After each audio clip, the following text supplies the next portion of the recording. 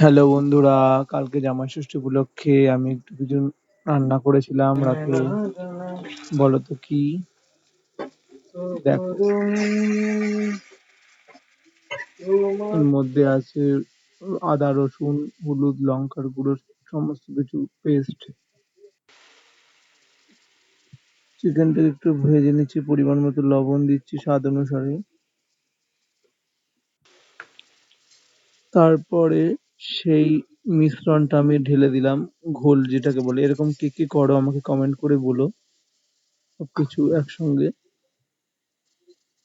তারপরে একটু ভালো করে নেড়ে নিলাম। একটু মিট মশলা দিয়ে দিলাম সানরাইজের।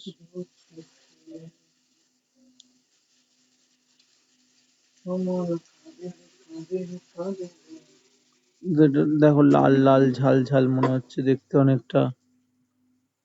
দেখেছো? ভালো করে না কষানো অবধি ততক্ষণ।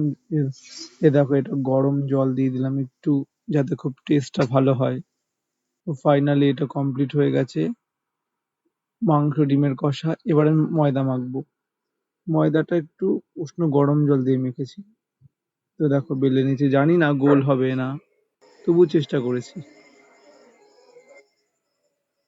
তো দেখো এই যে, এবার আমি ওটাকে ভেজে নেব। ফুচকার মতন হয়েছে ঠিকই। ওয়াও!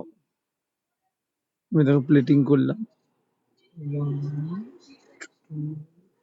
3, চলো খোলো। এবার দেখো কেমন হয়েছে, আমাকে কমেন্ট করে বলো। সবাই ট্রাই করো, দেখো। এবার ভালো, এবার আমার মা ফিডব্যাক দিচ্ছে দেখো বন্ধুরা। তো এরকম ভিডিও ভালো লাগলে লাইক, কমেন্ট এবং শেয়ার করো, এবং চ্যানেলটিকে সাবস্ক্রাইব করে দিও। তো আমাকে কমেন্ট করে জানিও কেমন হয়।